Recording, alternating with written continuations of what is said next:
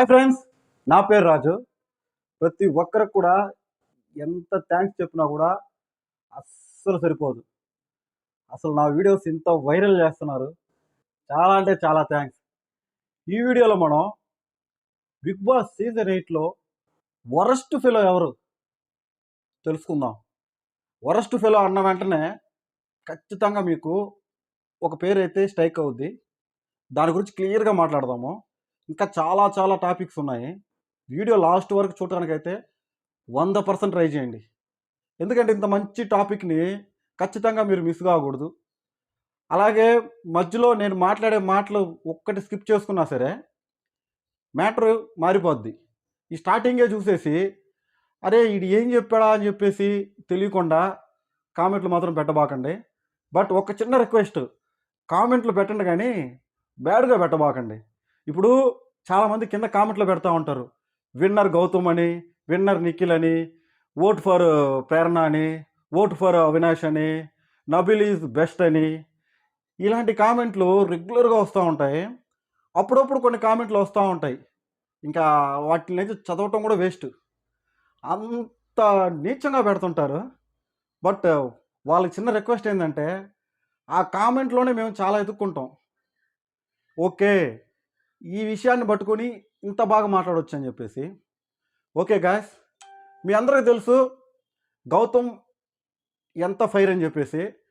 నిన్న నాగార్జున గారు ఆదివారం రోజు మాట్లాడిన మాటలకి, ఇచ్చిన వార్నింగ్కి Gautam very very very silent. అలాగే చాలా అంటే చాలా ఫీల్ అయిపోయాడు.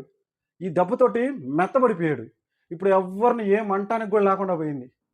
అరే వీళ్ళు ఎవరినైనా సరే ఏదైనా అంటే నాకు నెగిటివ్ వెళ్ళిపోద్దాము అని.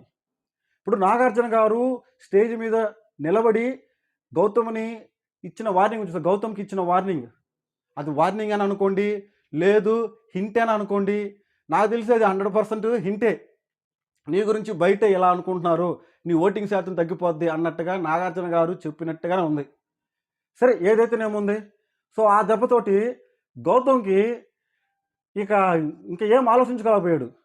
ఒరే ఇప్పుడు యష్మినే కదా అనింది, యష్మిని వాడుకున్నామని చెప్పేసి నిఖిల్ని అన్నాడు లాస్ట్ వీక్లో.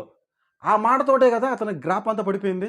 అప్పటి వరకు ఆ వీక్ అంతా కూడా నువ్వా నేనా నువ్వా నేనా నువ్వా నేనా అని చెప్పేసి సోషల్ మీడియా కావచ్చు, హౌస్లో కావచ్చు, ఇంకో మొత్తం నిఖిల్ గౌతమే కదా ఉండింది.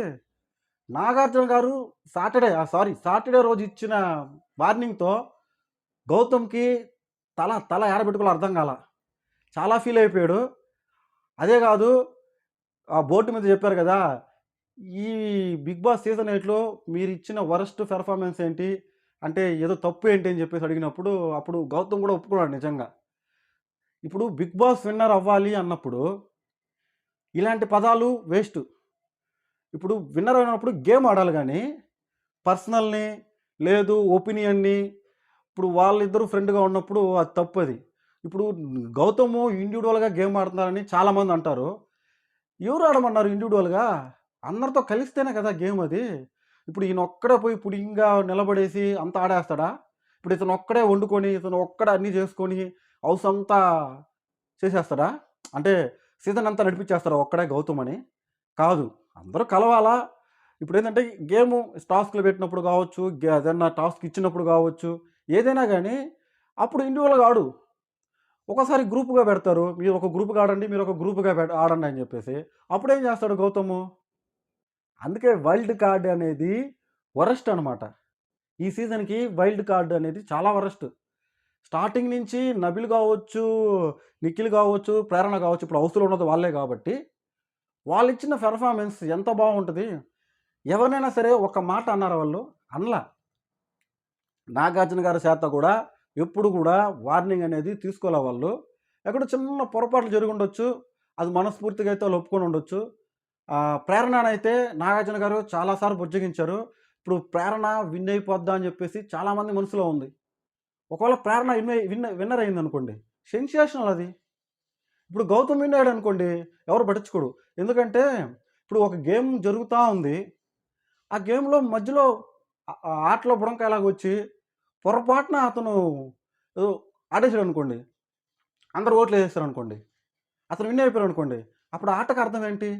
ఫస్ట్ నుంచి ఆడినోళ్ళు ఎవరు, ఫస్ట్ నుంచి ఉన్నది ఎవరు, ఫస్ట్ నుంచి ఆ బిగ్ బాస్ నడిపించింది ఎవరు, వాళ్ళందరిని వదిలేసి ఎవరినో తీసుకొచ్చి ఇతనే విన్నర్ అంటే ఎట్లా ఉంటుంది? సో అలాగే జరగదు. మీరు అనుకున్నట్టుగా Gautam not winner, not a winner. ఇది 100% రాసి పెట్టుకోండి. విన్నర్ అయ్యే ఛాన్స్ 100% నిఖిల్కి ఉంది, ప్రేరణకు ఉంది, నబిల్కి ఉంది. వీళ్ళు ముగ్గురే. అంతేగాని అవినాష్ లేడు, ఎవరు గౌతము, ఇంకొక అతను ఉన్నారు కదా, ఓకే ఇద్దరే కదా ఉండేది. వీళ్ళకి ఎవరికీ లేదు ఇంకా అవకాశం. సో అందరూ గుర్తుపెట్టుకోండి, ఓట్లు ఎవరి ఫ్యాన్ వాళ్ళకు ఉంటారు, వాళ్ళకి వేసుకోండి. ఇప్పుడు మీకు గౌతమ్ నచ్చారా గౌతమ్కి వేసుకోండి. బట్ గౌతమ్కి తెలిసి అంత ఫ్యాన్ ఫాలోయింగ్ అయితే అస్సలు లేదు. ఏదైనా సరే చీటింగ్ చేసి ఉండొచ్చు బయట. ఇప్పుడు ఎవరు రివ్యూ ఇస్తున్నారు చాలామంది, పెద్ద పెద్ద రివ్యూస్ ఉన్నారు కదా, వాళ్ళు అదో పనిగా చెప్తున్నారు గౌతమ్ని ఆకాశానికి ఎత్తి. డబ్బులు తీసుకుని ఉండొచ్చు, నా గురించి చెప్పరా గొప్పగా అని చెప్పేసి. అంతే, ఇంకేముంది. అతను చెప్తా ఉంటాడు, అతని ఇష్టం అది, ఎందుకంటే అతనికి ఒక ఛానల్ ఉంది కాబట్టి. ఇప్పుడు ఆటలో ఏం జరుగుతుంది, జనాలు ఏమనుకుంటున్నారని చెప్పేసి కరెక్ట్గా చెప్పేవాళ్ళు లేరు. ఇప్పుడు నేను చెప్తున్నాను, అటు గౌతమ్ గురించి చెప్తున్నాను, అటు నిఖిల్ గురించి చెప్తున్నా, అటు ప్రేరణ గురించి చెప్తున్నా, ఇటు నబిల్ గురించి చెప్తున్నా, ఇటు అవినాష్ గురించి కూడా చెప్తున్నా.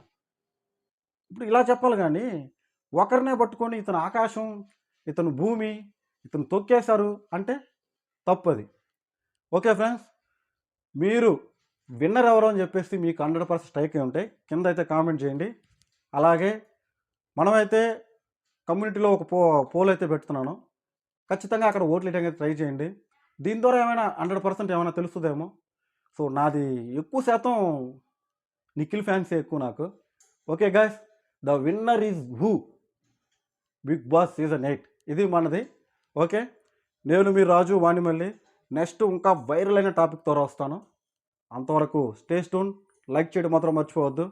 Thank you.